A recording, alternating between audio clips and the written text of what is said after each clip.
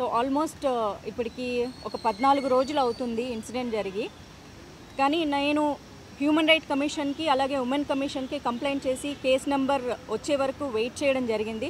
At the same time Sankranti holidays కూడా రావటం వల్ల దీనికి కొంచెం టైం తీసుకోవాల్సి వచ్చింది నేను. అండ్ నాకు కూడా నా మానసికంగా నేను చాలా పెయిన్, డిప్రెషన్ నా ఫేస్లో కూడా తెలుస్తుంది. ఐమ్ నాట్ వెల్ అసలు.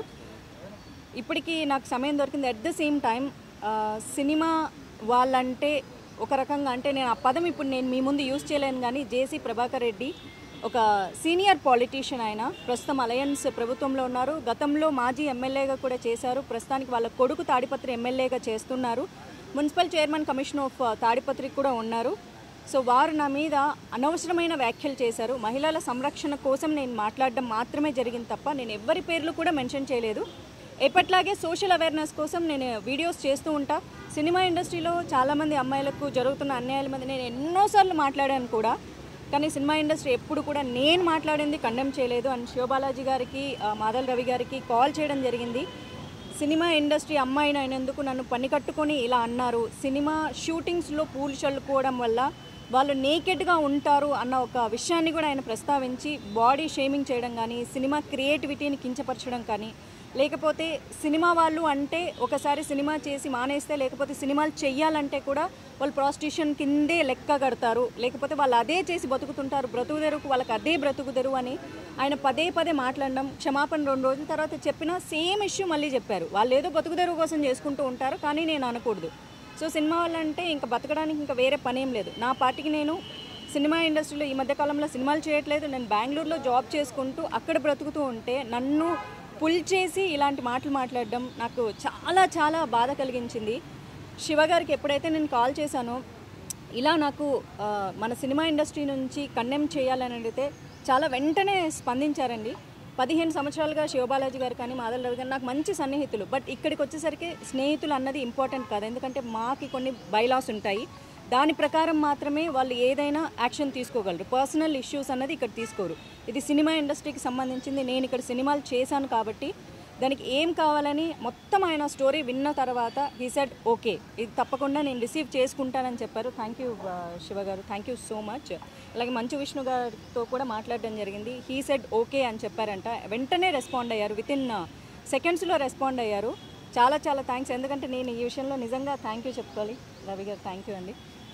బికాజ్ నేను చాలాసార్లు సినిమా ఇండస్ట్రీ మీద ఎన్నో విషయాల మీద నేను చాలా హార్ష్గా మాట్లాడడం కూడా జరిగింది. కాకపోతే ఇండస్ట్రీ ఒక్కటే అనుకుంది, మాధవి ఎప్పుడు మాట్లాడినా కఠినంగా మాట్లాడుతుందేమో కానీ బట్ రైట్ టాపిక్ మాట్లాడుతుంది మా అమ్మాయి అనుకున్నారు. అందుకే ఈరోజు మా అసోసియేషన్ కూడా స్పందించింది. నేను నిజంగా మనస్ఫూర్తిగా థ్యాంక్ యూ చెప్తున్నాను. ఎందుకంటే మాధవీలత అనే అమ్మాయి ప్రజలకు తెలిసింది సినిమా ఇండస్ట్రీ ద్వారానే. ఆ రెస్పెక్ట్ నాకు ఎప్పుడు ఉంటుంది. ఈ రోజుకి నేను ఈవెంట్లు చేయగలుగుతున్నా, డిజిటల్ యాడ్స్ చేయగలుగుతున్నా కేవలం సినిమా ఇండస్ట్రీ వల్లే.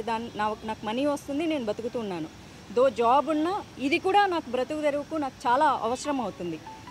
ఇలాంటి రంగంలో నేనున్నందుకు ఎప్పుడు నేను ప్రౌడ్ ఫీల్ అవుతాను. రంగులేసుకునే వాళ్ళని అవమానిస్తున్నా సరే మేము ఇంకా వేరే రంగాల్లోకి వెళ్ళి పాలిటిక్స్లోకి వెళ్ళాను. పాలిటిక్స్లోకి వెళ్ళింది సినిమా రంగం ఇచ్చిన గుర్తింపు నాకు ఇంకా ఎక్కువ గుర్తింపు తీసుకొచ్చింది. ఈరోజు ఇంతమంది మీడియా మిత్రులు వచ్చినా, లేకపోతే అలాంటి సీనియర్ పొలిటీషియన్స్ కామెంట్ చేస్తున్నారన్నా నాకంటూ ఒక గుర్తింపు ఉండడం వల్లే. కానీ పదే పదే ఇంతకుముందు, ఇప్పుడు, రేపు పొద్దున కూడా స్మృతి ఇరానీ గారు కూడా అన్నారు, మేము సినిమా వాళ్ళం అయినందువల్లే మా విధానాల గురించి ఖండించాలే తప్ప మా పాత్రలో, లేకపోతే మేము సినిమా యాక్టర్లను మమ్మల్ని పదే పదే క్యారెక్టర్ అసాసినేట్ చేయడము అన్నది కరెక్ట్ కాదు అని. సో ఇంతకంటే నేను ఏం మాట్లాడలేకపోతున్నాను. Because still there is a pain. నేను ఎమోషన్ అవుతూనే ఉన్నాను. ఏడ్చి పెడితే నేను చాలా వీకర్ అనుకున్నా. I'm not weaker, I'm a fighter. నేను ఫైట్ చేస్తాను. మొదటగా నన్ను సినిమా అమ్మాయిగా నన్ను ఖండించారు, బూతులు మాట్లాడారు కాబట్టి నేను ఫస్ట్ నా మొదటి అడుగు మా ఛాంబర్లో పెట్టాలని నేను ఇక్కడికి వచ్చాను. తర్వాత ఫర్దర్గా నేను ఏం చేస్తాను అన్నది ఖచ్చితంగా నేను మీడియాకి ఇన్ఫామ్ చేస్తాను. I fight for justice. నాకు ఇలాంటి మాటలు నన్నే కాదు, ఫర్దర్గా ఏ అమ్మాయిని కూడా సినిమా ఇండస్ట్రీలో బయటికి వెళ్ళి పని చేసుకోవడానికి మాకంటూ గౌరవం కావాలన్నదే నా ముఖ్య ఉద్దేశం. అంతకంటే ఇంకేమీ లేదు. Thank you. మారల్ సపోర్ట్గా చెప్పగలుగుతాం తప్ప తన ఫీలింగ్స్ని అంటే ఎలా సాటిస్ఫై చేయాలో అర్థం కావట్లేదు. But what ever she's facing and what ever she's said, ఇప్పుడు మీ అందరి ముందు చెప్పింది. తను ఆల్మోస్ట్ 2 డేస్గా నాకు చెప్తూనే ఉన్నారు. అండ్ ఎంత పెయిన్ ఉంది అనేది ఎంత పెయిన్ అనేది యాజ్ మనందరికీ సిస్టర్స్ ఉన్నారు, మదర్స్ ఉన్నారు, 100% మదర్స్ ఉండాలి. నో ఒక లేడీ ఇంట్లో ఎలా ఫీల్ అవుతాయి, ఎలా ఉంటుంది పెయిన్ అనేది. సో ద సేమ్ థింగ్ నేను మాధవీలత చెప్పినప్పుడు అదే ఫీల్ అయ్యాను నేను. అండ్ ఇట్స్ ఇస్ అన్ఫార్చునేట్, ఇలా పెద్దోళ్ళు ఎంతో ఎక్స్పీరియన్స్ ఉండేవాళ్ళు ఇలాంటి మాటలు మాట్లాడటం అసలు ఏమీ తెలియకుండా. బేసిక్గా వచ్చేసి మీరు ఒక పోస్టర్ చూసి మాట్లాడుతున్నారు, బట్ ఆ పోస్టర్ అనేది దాని వెనక క్రియేటివిటీ ఉందండి. అది అలా ఉండదు జనరల్గా. మేబీ అది మీకు ఐడియా లేకుండా మనం చెప్పేస్తున్నారేమో. It's all creativity. ఇప్పుడు ఏదైనా ఒక పోస్టర్లో కానీ లేకపోతే ఒక ఫేస్ దీంట్లో స్కార్స్ కానీ అది నిజంగా ఉండవు, అవన్నీ మేడప్ అవి. సో ఫస్ట్ బేసిక్గా నేను ఎక్కువ డీటెయిలింగ్ వెళ్ళట్లేదు, ఎందుకంటే నిజంగా కొన్ని మనం మాట్లాడి కూడా చాలామంది పిల్లలు కూడా చూస్తుంటారు ఛానల్స్ని. సో నేను కొంచెం లిమిటెడ్గా మాట్లాడుతున్నాను. అండ్ నాకు ఎప్పుడు అనిపిస్తుంది ప్రతి ఒక్కసారి పొలిటీషియన్స్ డిఫరెంట్ పార్టీస్ ఉన్నాయి, మీరు ఒకరు వచ్చేసి అట్ లాస్ట్ మీరు జనాల కోసమే మాట్లాడతారు అంటారు, కానీ ఎక్కువగా వెళ్ళిపోయి పర్సనల్ లైఫ్కి వచ్చేస్తున్నారు. అదేంటో తెలియట్లేదు. అది నాకు తెలిసి ఒక 12 yearsగా స్టార్ట్ అయింది. అది ఎక్కువ పర్సనల్ అటాక్స్కి వెళ్ళిపోతున్నారు అండ్ సినిమా ఇండస్ట్రీకి మీదకి వచ్చేస్తున్నారు. బేసిక్గా నేను ఒకటి ఎప్పుడు ఏమనిపిస్తుంది అంటే, మా ఆర్టిస్టుల గురించి మాట్లాడేటప్పుడు, అంటే మా ఆర్టిస్టు పాలిటిక్స్ ఫీల్డ్ ఎంటర్ అయినప్పుడు వాళ్ళ గురించి మాట్లాడేటప్పుడు ఎంతోమంది ఆర్టిస్టులు పొలిటీషియన్స్ అయ్యారు, బట్ ఒక పొలిటీషియను నోన్ ఆర్టిస్ట్గా అవ్వాల. సో మా ఇండస్ట్రీ ఇంకా టఫ్ మీ పాలిటీషియన్స్కి ఇక్కడ, ఎందుకంటే ఒకరొకరు తిట్టేస్తే పాలిటిక్స్ అయిపోతుంది. అది దట్స్ పాలిటిక్స్ ఈ రోజుల్లో. నిజంగా జరుగుతుందా, వర్క్ జరుగుతుందా, లేకపోతే వచ్చేసి మా జనాలకి మనుషులు జరుగుతుందని పక్కన పెట్టేస్తే ఒకరు తిట్టుకోవటం మాత్రం ఎక్కువ అయిపోతుంది ఆన్ కెమెరా. సో బేసిక్గా మాకు కెమెరా ముందు నటించడం వచ్చు, బట్ జనరల్గా వచ్చేసి బయట కూడా నటించడం అనేది మీ దగ్గర నుంచి నేర్చుకోవాలి మేము. సో ప్లీజ్ మా జోలికి రావద్దు, మిమ్మల్ని రిక్వెస్ట్ చేసుకున్నాను అంతే.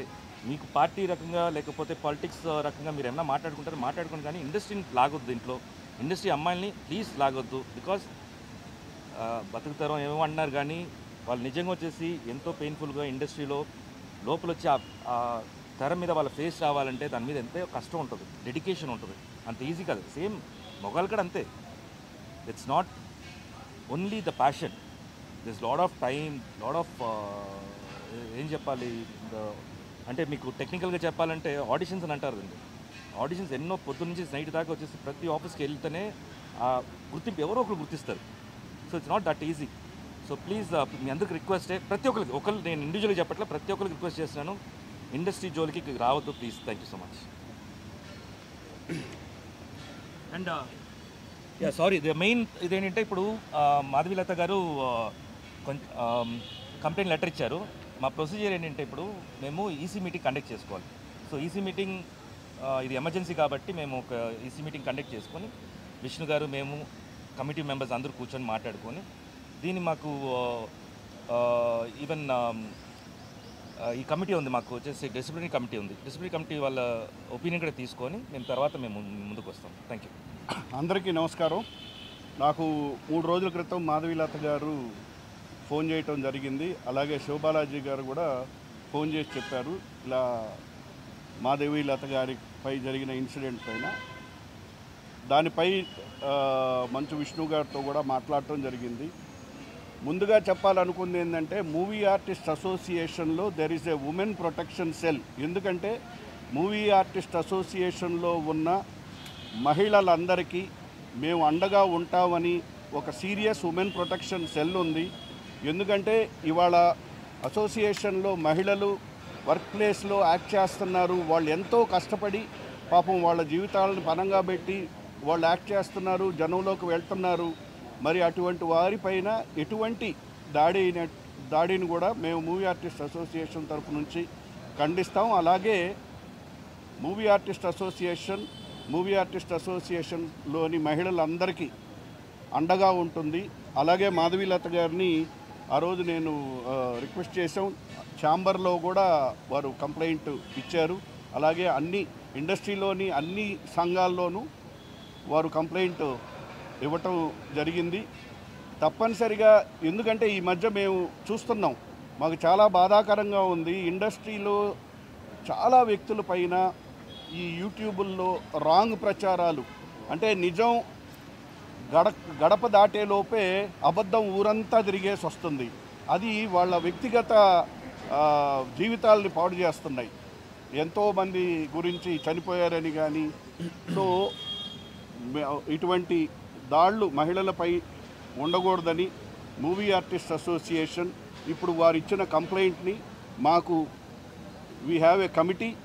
ఈ కమిటీలో మొత్తం committee members, office bearers, committee members అందరూ చర్చించి దీనిపైన the entire committee will take a decision and we all say that we will stand by all the women in movie artist association.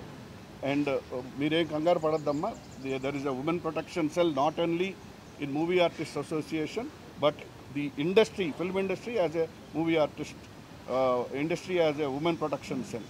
So తప్పనిసరిగా ఇండస్ట్రీలో కష్టపడే మహిళలకి అండగా ఉంటారని చెప్తూ మరిన్ని వీడియోస్ కోసం ఛానల్ ని సబ్స్క్రైబ్ చేయండి. లేటెస్ట్ అప్డేట్స్ కోసం వాట్సాప్ ఛానల్ ని ఫాలో అవ్వండి. ఆ లింక్ డిస్క్రిప్షన్ లో ఉంది.